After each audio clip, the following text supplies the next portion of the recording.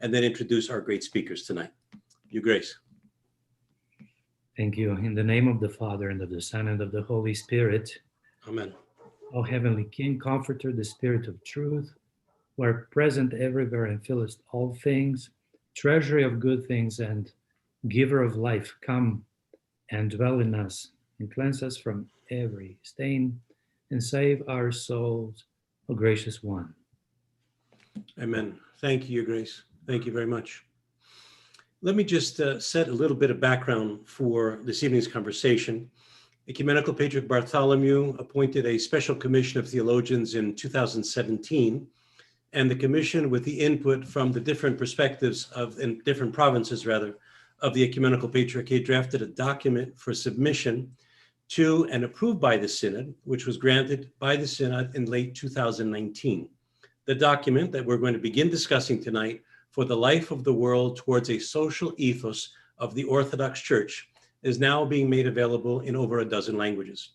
The document was prompted in part by the Holy and Great Council of the Orthodox Church held in 2016 in Crete, which endeavored to address the issues of the contemporary world.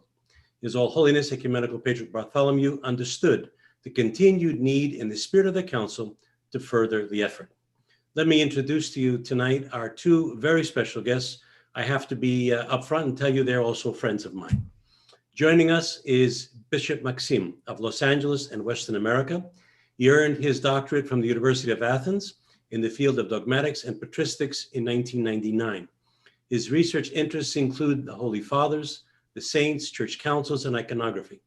Besides numerous books and scholarly articles, his bibliography includes 3 recently published books. Father John Chryssavgis is the Archdeacon of the Ecumenical Patriarchate, serving as theological advisor to the Ecumenical Patriarch. Father John serves as the senior advisor also of the Department of Ecumenical Affairs of the Greek Orthodox Archdiocese of America. He's the author of over 30 books and numerous articles in several languages on the Church Fathers and Orthodox spirituality. I have literally touched only the beginning of both of their bios that I'm sure you've seen when you signed up for this evening. So let me start with Father John. Father John, good to see you again. Nice to see you, Father. Very good. So I gave a little bit about how and why the document originated, but since you're I guess you'd be the coordinator of this effort, and you helped us tremendously in lining up all of the speakers that we're going to be watching and hearing over the next several months. Tell us a little bit about why the document originated.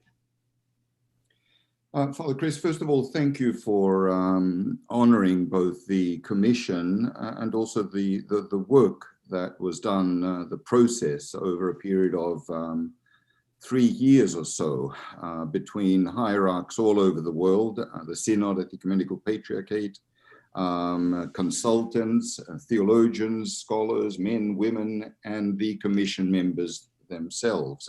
So thank you for hosting this series of discussions, which really is the goal, the single most important goal, I would say, of the document. In terms of where it came from and how it came about, I'd have to say that the principal impetus or inspiration of the document was undoubtedly the Holy and Great Council.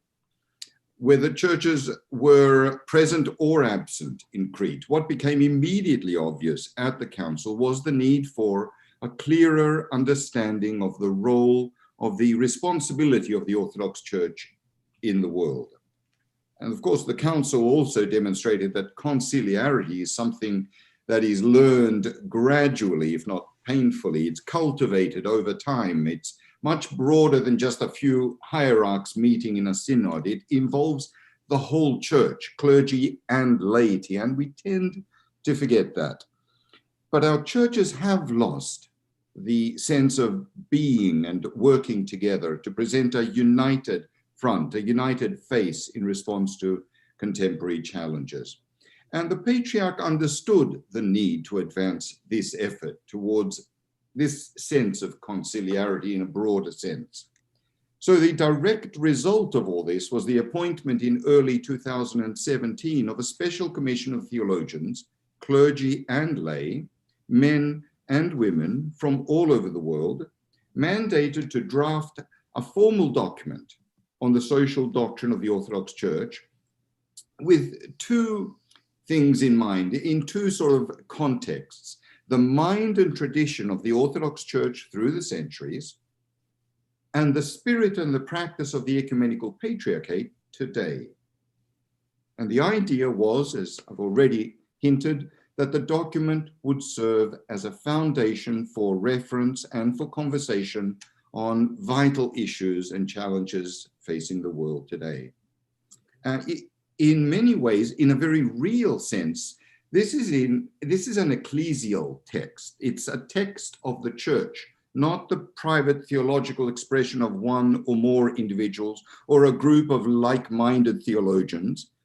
The text was not meant to be a creative response to the social teaching of orthodoxy.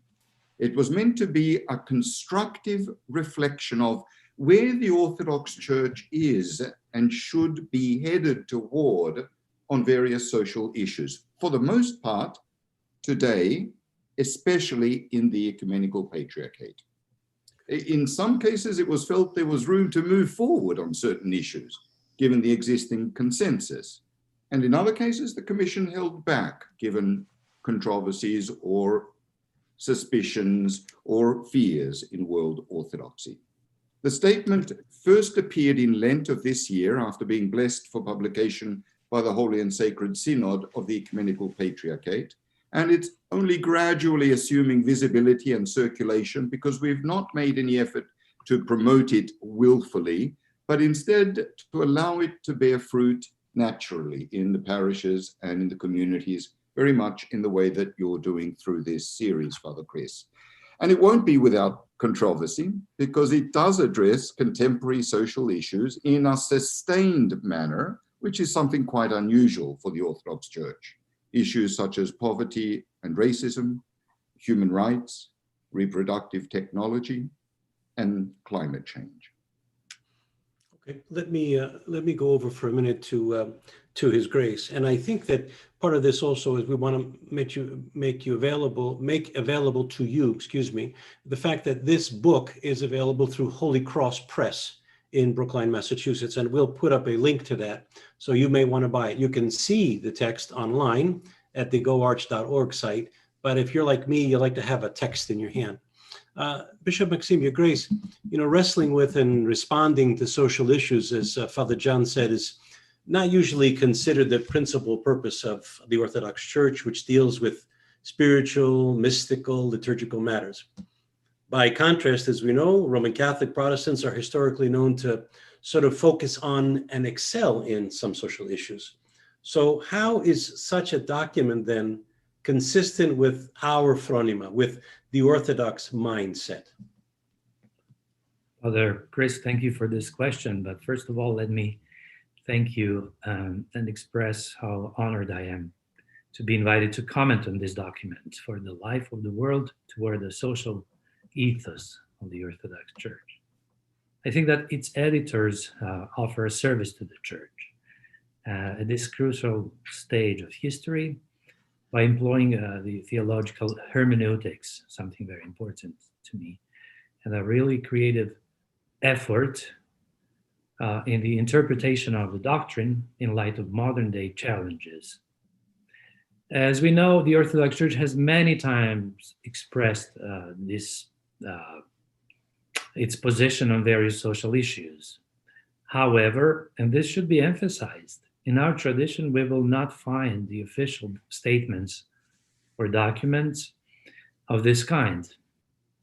But at the same time, we will discover the sensitivity of this in all aspects of ecclesial theology, mostly in the patristic writings. So I would say that the responses from the fathers to particular social problems of their time, St. Basil the Great, St. John Chrysostom, they're mentioned in this document, and St. Gregory the Theologian. They bore an eloquent witness to the caritative social compassion of the Church. And in recent times, we will find them in the encyclicals of the Ecumenical Patriarch, and many other primates of the Orthodox churches. So on the one side, the institutional participation of the church in social struggles is not characteristic of Orthodox tradition.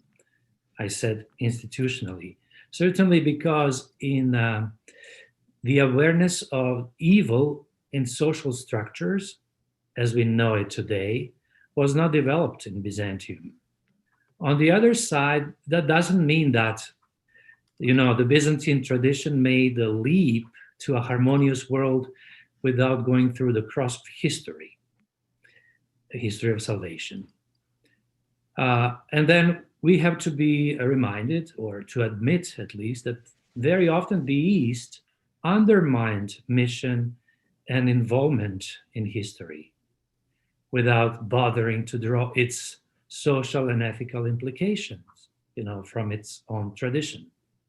So with this document, I think we arrive at a good synthesis between the two approaches, the historical and eschatological. As Father George Florovsky mentioned, from the very beginning, Christianity was socially minded. The whole fabric of Christian existence is social and corporate. All Christian sacraments are intrinsically social sacraments, the sacraments of incorporation. So what is new in this For the Life of the World document is a particular emphasis, methodological and also formal, on the social thematic in the corpus of Orthodox theology, coupled with a comprehensive display in the light of the gospel and the holy tradition. So I think it's the fruit of the church's dialogue with social views which prevail in modern secularized society, in which, as the document states, the church truly desires to encourage social practices that reflect the love, mercy, and justice of God as revealed in Christ. I also will often quote the Russian bishop who was asked, what is the social program of your church? And he said, we have the liturgy. We don't have social programs. But I would say that the church cannot offer the real solution to the problems of this world without addressing the existential needs of the man.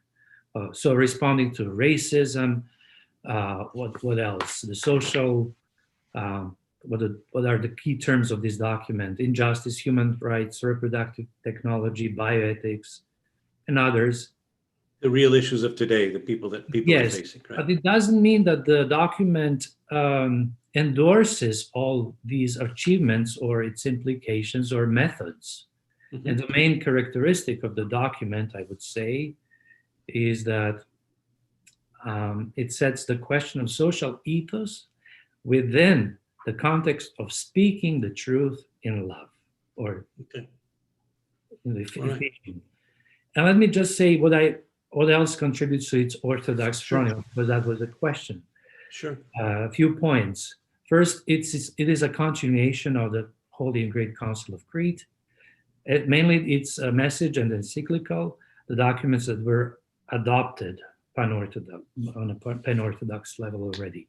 The title of the document is very indicative. I would say something, if you allow me, and also the subtitle.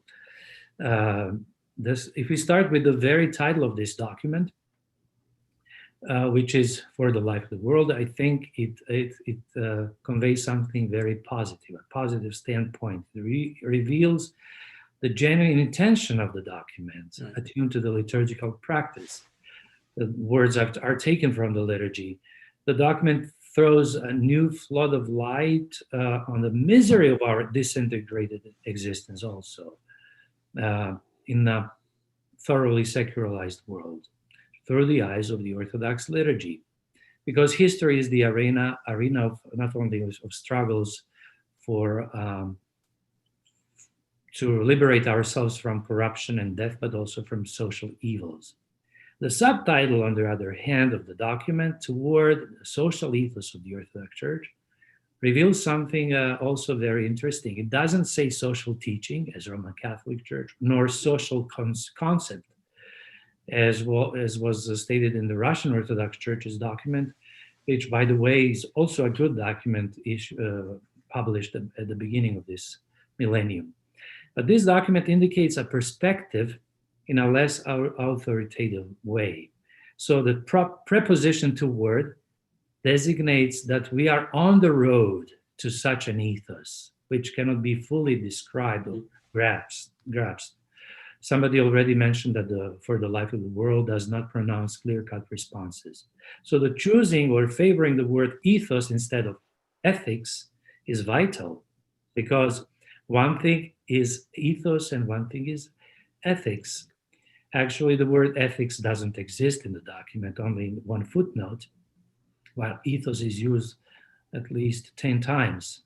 And Metropolitan John of Pergamon said once that we, Orthodox, in recent time have turned to moral preaching and to statements of moral principles to convince the world, and we have failed.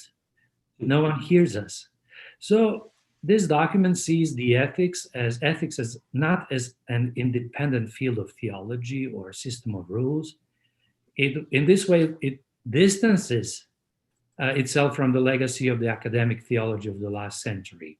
So I think by saying that there is a very good balance between the already and not yet, the struggle, the cross of history, and the anticipation of the future, we see in this document a very promising manual, and maybe later we can talk about its importance. Okay, all right, Grace, that's good. That's a very good response to what we're talking about. As you know, Father John, probably better than I, that you've written so many books, we live in a post-truth era. And what this document, as I understand it, is we're trying to bring people to a conversation. I'm reminded of a quote that I saw: "It's not what you win them by, but what you bring them to." So the question that I have for you, let's talk about the process, because if we're going to have a discussion, you know, today is very difficult to have a discussion because people have their opinions and there's no crossing. It's my side, your side, and forget the other side. So I'm wondering how you see the production of the document, and then we'll go into how do we unpack the document for people. Yes, thank you, Father. First of all, let me very sincerely and respectfully thank His Grace for, I mean, it's not surprising to me that he gets what the Commission struggled for 3 years to put together in this long process and difficult process. He gets it. I mean, it's in his flesh and blood, it's in his teaching, and I mean, I could sort of stand back and just listen to him.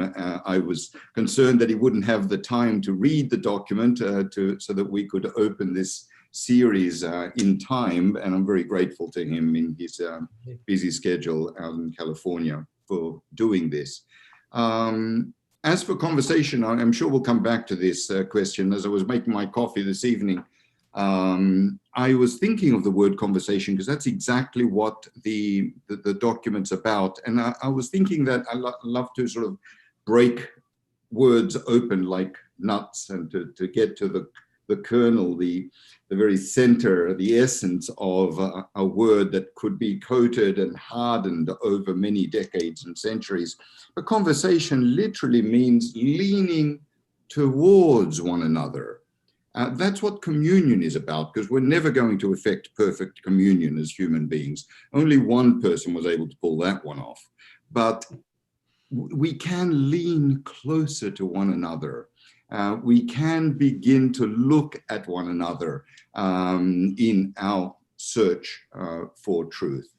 That was part of the process as well. And the process for me was possibly the most sacred part of this entire enterprise, even beyond the final product itself, because it's not considered a perfect document. It's not doctrine. It wasn't meant to be doctrine. But the process was, in fact, unprecedented in many ways. First of all, the makeup of the commission itself is unique. It's notable because it does not comprise hierarchs, and it does not comprise just clergy. it includes lay members, it includes 2 women among those lay members, and all of us mandated by the Ecumenical Patriarchate to bring a document, to submit a draft for consideration and approval by the official church. And so we have a number of theologians and scholars in the commission from Europe and Asia, as well as the United States and the United Kingdom. And also the overall sort of steps along this process of drafting and publishing the document were unparalleled in many ways. A few months after appointing the commission, for instance, the Ecumenical Patriarch issued a formal encyclical to all of the hierarchs of the Ecumenical Patriarchate all over the world, those who, I mean, literally have first-hand pastoral experience of the current issues and the enormous challenges among their faithful. And the Patriarch asked each of them to provide suggestions in the form of a report on what he called the signs of our times and the ways in which we can respond to these challenges. And they were to submit a formal report on the urgent social problems faced in their region. Over the next few months, more than 25 eparchies of the throne, a third of the bishops, which I have to admit, I can say very openly, is a rarity among responses to patriarchal encyclicals. 25 of them, over 25 of them, responded in detail. Many of them organized specific meetings. They conducted special surveys among their faithful. They invited clergy and specialists, social workers, community leaders, all in order to contribute to this informed report that was submitted to the Patriarch. And all of the reports were discussed and considered by the Commission, which formally then submitted its draft document to the Holy and Sacred Synod last September 2019. And the Synod, in turn, referred the submitted document for assessment by another subcommittee of hierarchs in October, the next month, last year. And in January 2020, the Holy and Sacred Synod officially, I quote, favorably evaluated and endorsed the document, approving it for publication. Mm-hmm. At that point, there was further input by prominent hierarch theologians, including Metropolitan John of Pergamon, that His Grace mentioned. Metropolitan Callistos of Dioclea was very comprehensive, a good teacher, basically commenting on every aspect, every line of the document. And a process of almost 3 years concluded with the release of the document on the Facebook page of the Ecumenical Patriarchate and the website of the Greek Orthodox Archdiocese, where it now appears in over a dozen languages and with sort of keywords that people can click on to get to their favorite topics or the topics they're really keen to see what we have to say on.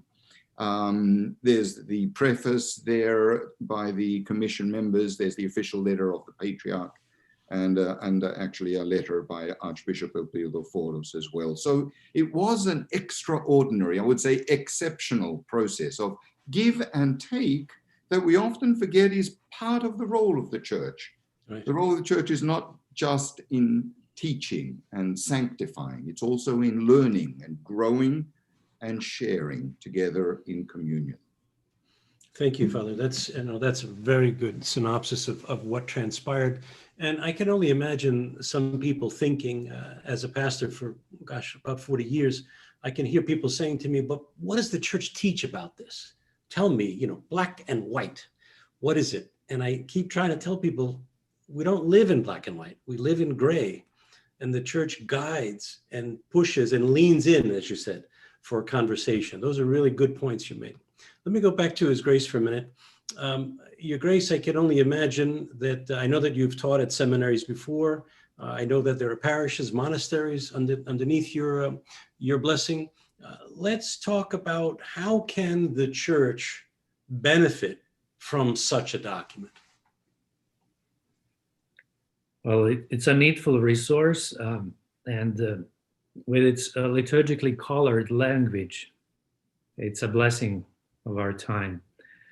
I think that from this document, our seminarians and parishioners as well can learn that worship and social action, sacred and profane, are no longer two different domains. So let me just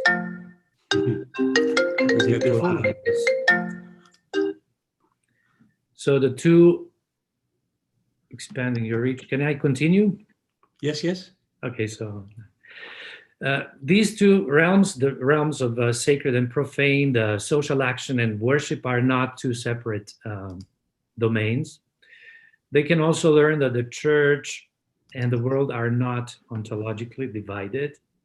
Okay, seminarians, they can learn that the problems of the world are at the same time the problems of the church and themselves. Also, they can learn that the mission of the church is not, an attitude vis-a-vis the world, but the church has its compassionate and sanctifying presence in it.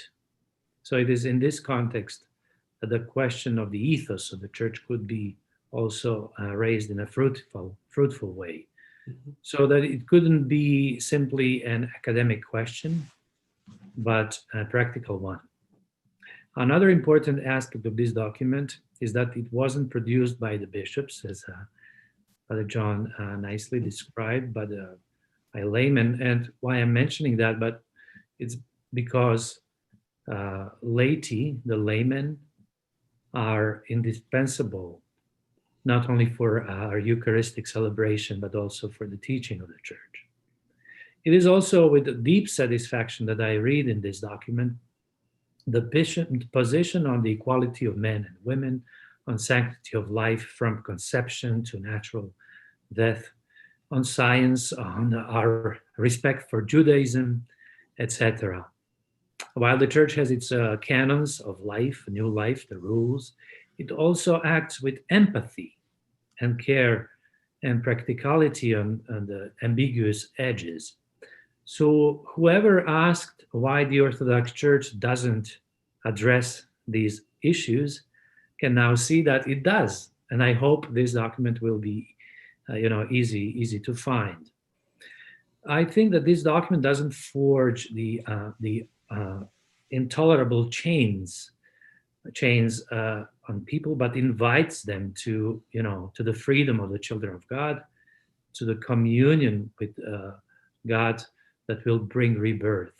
And I will quote from one of our parishioners with whom I had a conversation. But before that, let me just also say that the document, I think, demonstrates that the church's presence in the world represents a sign of judgment and a call to repentance and to baptism for the world.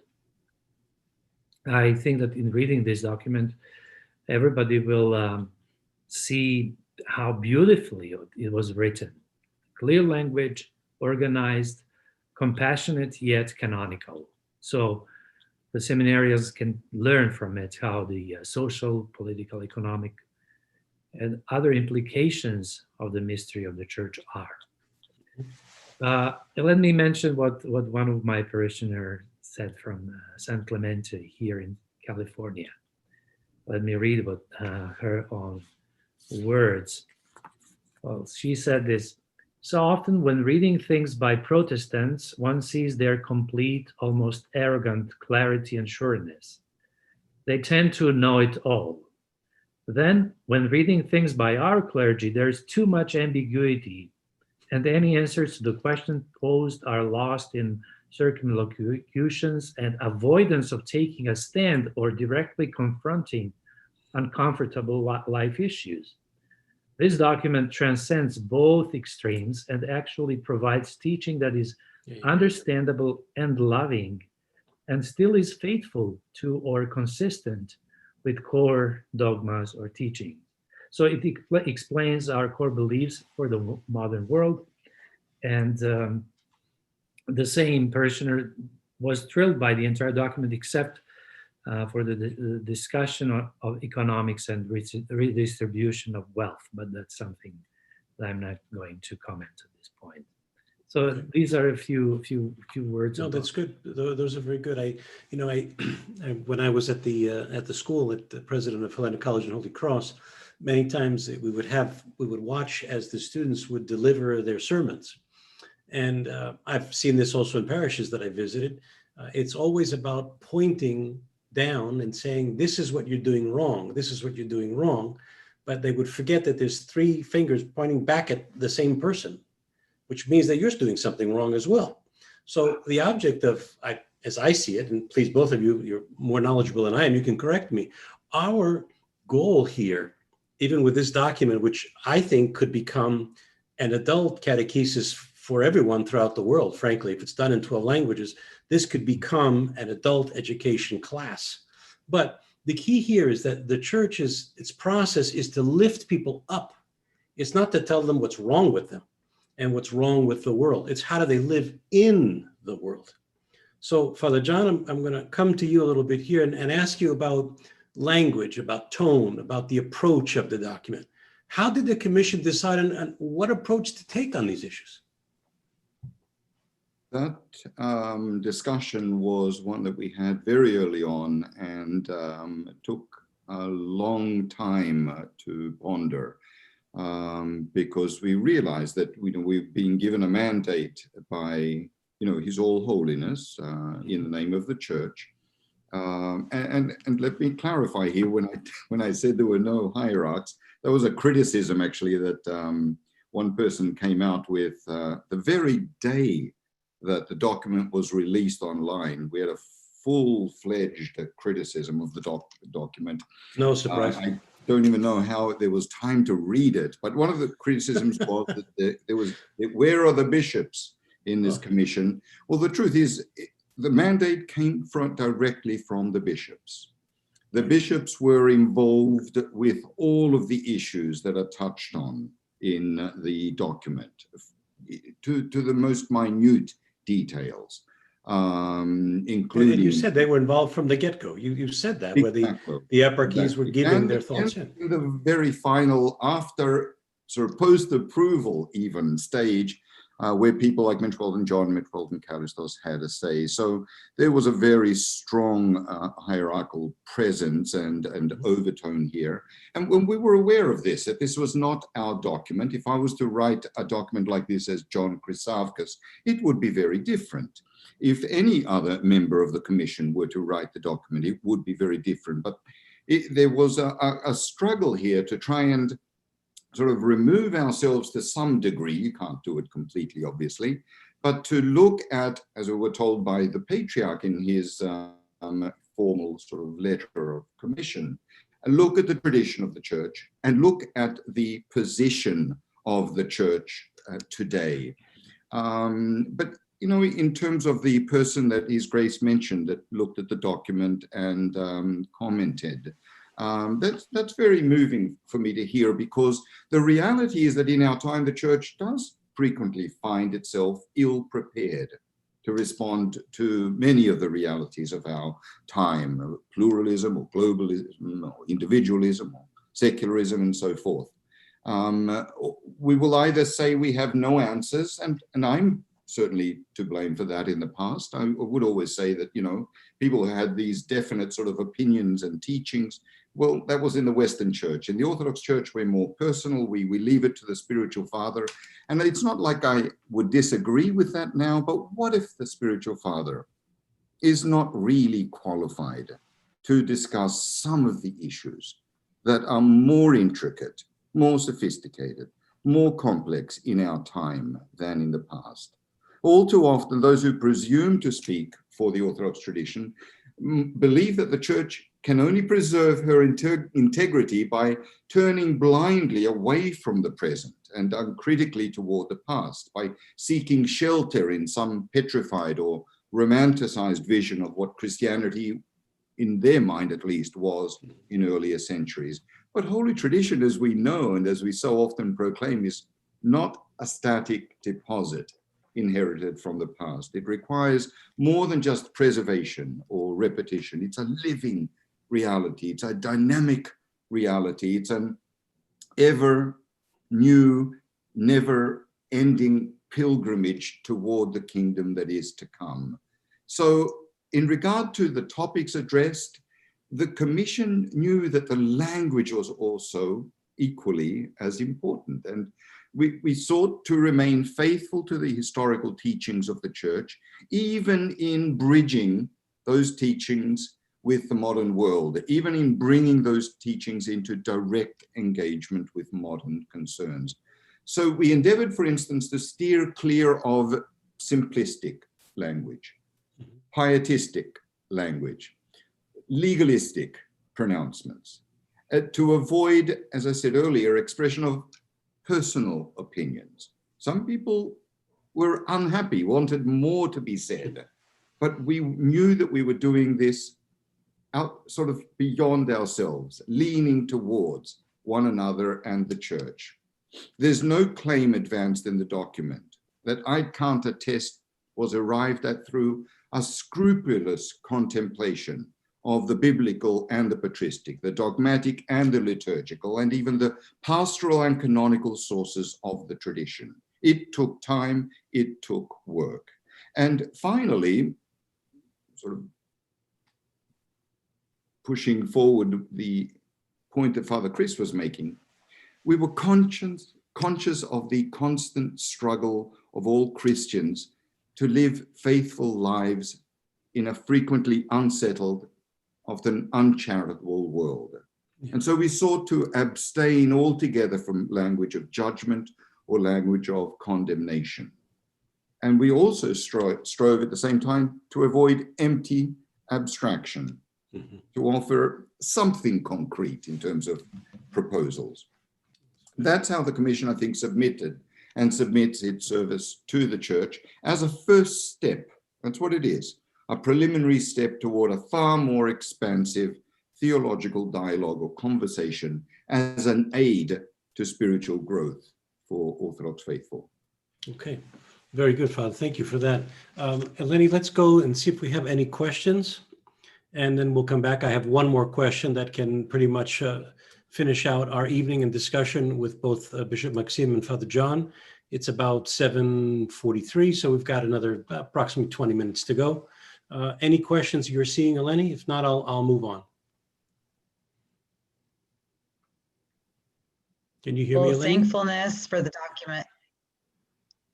Just a lot of thankfulness for putting it together for the document. Nothing specific, I think, is partially we haven't gotten into the actual document itself. I'm sure they'll have a lot more questions going forward. But one of the questions was specific to what's the plan for every Orthodox Christian to get a hold of it? Is there a dissemination plan of how it's going to be released more than what we have right now?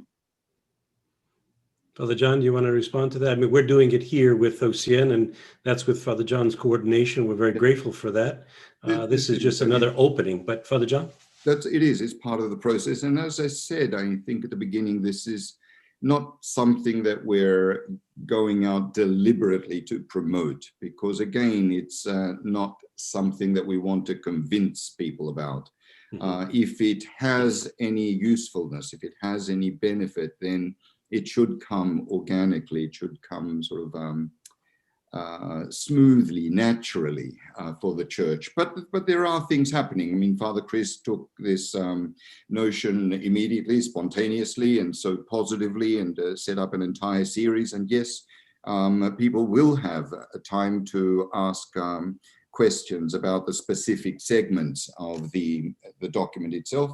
And we've organized this with Father Chris in such a way that we have one member of the Commission in each interview, along with one respondent, and hopefully one critical respondent, one that can be constructively critical. His Eminence Archbishop Elpidoforos has certainly advanced this among the clergy, actually sent a copy of the book to all of the clergy in America, encouraging them to begin discussion groups and conversations on the document. So that was a welcome and very generous initiative on his part. The theological school will be dedicating several initiatives to the document. There will be articles. There will be an entire issue of the Theological Review devoted to the journal. There will be a conference, probably post-COVID. Father John, I'm wondering, Father John, if we should not somehow get the links to all the programs, and we should send this to every parish in all jurisdictions in the United States, so that their priests can ask their parishioners to sign up and to come and to begin the process, so it'll sort of crack open the book for them. That's just a thought for the future. No, that's very gracious of you. I'm more than happy to work with you both for the Archdiocese and for the Assembly of Bishops to try and do that. If we have the Archbishop's support, if we have something like the informed opinion of someone like His Grace, I think that's not something impossible. Right. Okay. Very good. Any questions, Eleni? Not that anyone's typed, but I'm sure this group has questions. Okay. And we have a lot of people that are calling in, so it's also very difficult. I know. So if you do have questions and you're calling in, or you don't want to ask them, I'm happy to facilitate for you, but just type it in the sidebar comments if that's the case. And those of you that are joining us from YouTube, same idea.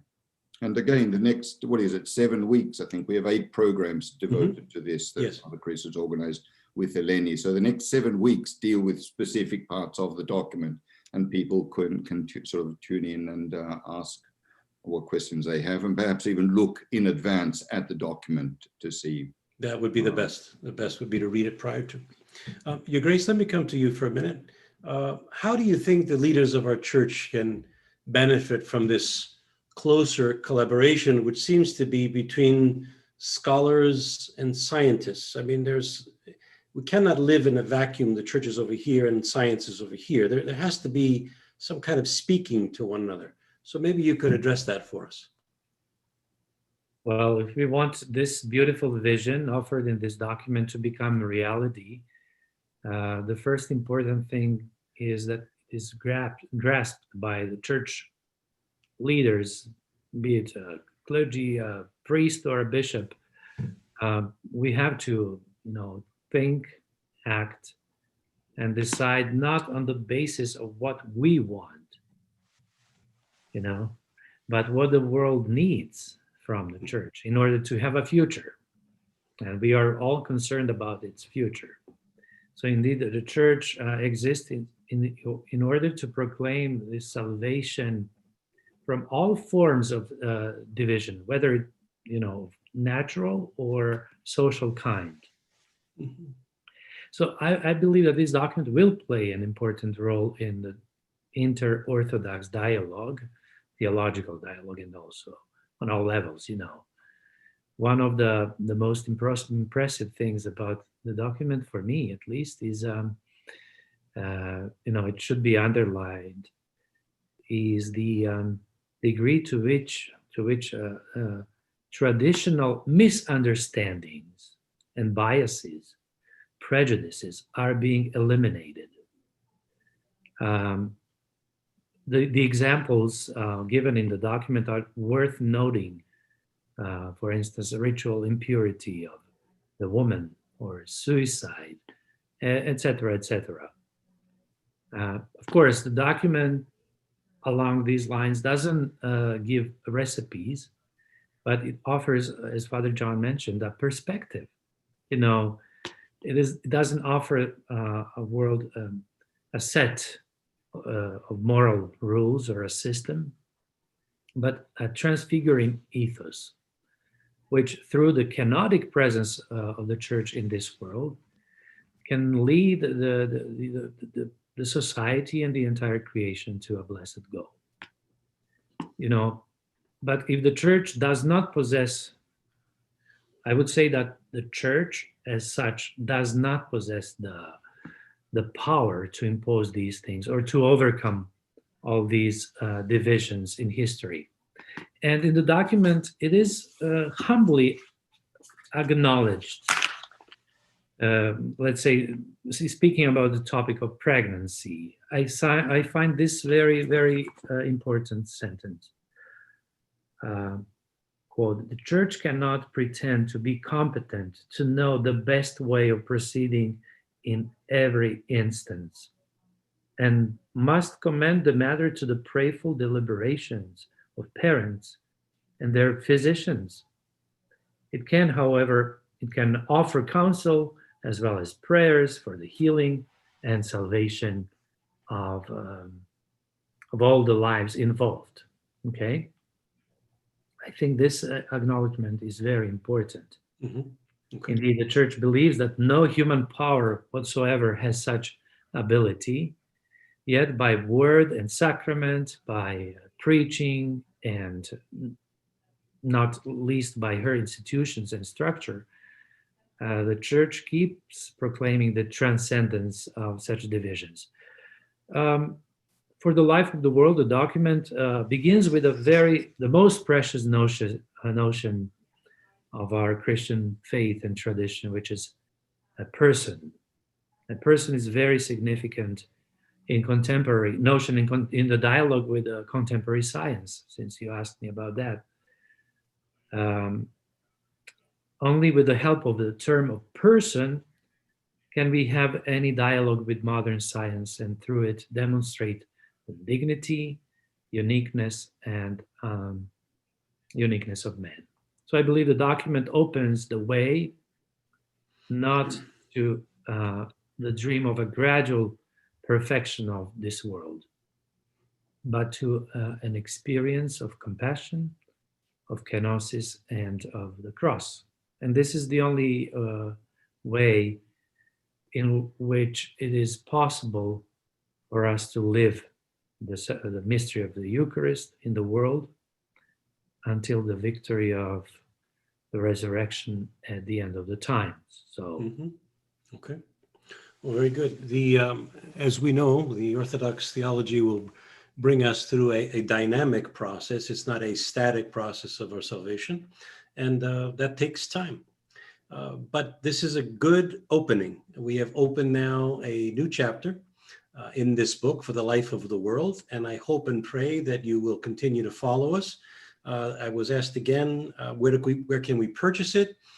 First of all, you can see the document if you choose to do it quickly by going to goarch.org. That is the website of the Greek Orthodox Archdiocese of America. You may also go to Holy Cross Press, which is in Brookline, Massachusetts, and you can order the book. I'm going to go over just briefly. The next program is Religion and Science, Environment and Vaccinations. Two special guests, Dr. Gail Wallachek and Dr. Tim Patitsis. That will be on November the 5th. And the second one, I'll only announce two because you've probably seen all the others. On the 19th of November will be Marriage and Family Care. It will be Carrie Frederick Frost and Dr. Philip Mamalakis. So I hope and pray that you'll be back with us for those, and that you will invite your relatives, your family, your friends, your fellow parishioners to come and have this conversation with us so we can begin to understand this magnificent document that has been given to us through the inspiration of the Ecumenical Patriarch, through the Commission, and then to us as well. Eleni, do we have any reminders that we need to bring up for everyone this evening? Sure, Father Chris. I did put a link to the program tonight on the sidebar. We did go live to YouTube. I think we were competing with the debates tonight. And needless to say, I also will make sure that we put up a link directly to the document so you can see it. We were out-trumped on this one then. That might be out-trumped, okay. Yeah, that might be a question, Clark, that we look into about the saints. Yes, He's asking we'll look into that one. We'll look into that one. Something specific that we can answer in one of the upcoming programs. Okay, but we very do good. have some upcoming programs for the week. Father We Chris, have do you Father, I can do it. Sure. We have Father Demetrius Lee on Sunday from the Washington Cathedral, St. Sophia Cathedral. He gives a gospel reflection, literally from his car or his backyard. He talks about that day. We have Father Michael Marcantoni on Wednesday evenings with The Real Deal. We do have this social ethos document discussion with 16 separate speakers, two of which you've heard this evening. Leadership 100 will be with us for a special program in November. We have a meeting, first time actually, with the abbot of Vatopedi, Elder Ephraim will be with us. Pemtusia and OCN will be offering that. It will be a conversation with the elder, and it will be simultaneously broadcast in English as well, for the faithful seekers and even the deepened thinkers. So let me ask His Grace, first of all, to close with a prayer, and I'll come up with just some final notes there. Your Grace, please. Well, since I see here many Greek names, I think we can all chant the Tintimioteran, Plagios του Τετάρτου. Tintimioteran ton Cherubim, και δοξοτεραν ασυγκρίτως των Σεραφείμ, την αδιαφθόρος Θεών λόγων τεκούσαν, την όντως Θεοτόκον σε μεγαλύνομεν. Most people Thank were you, muted, Grace. Your Grace. Most were muted. Oh, we didn't have our choir. Okay, what are we going to do next time? Well, everyone, thank you for being with us tonight. Please support the 25th anniversary campaign of the OCN. We cannot do it without you. Thank you to our very special guest tonight, His Grace Bishop Maxim, and our good friend Father John Chryssavgis, and all of you for joining us. Stay safe. Keep the faith alive in you and in your home. Remember to always have faith in what you listen to and what you watch. Support, please, my OCN, which is the wind in the wings of the angels that carry the message of Christ to the world. And as I say every week, please remember to wear your mask. God bless you, everyone. Thanks for being here.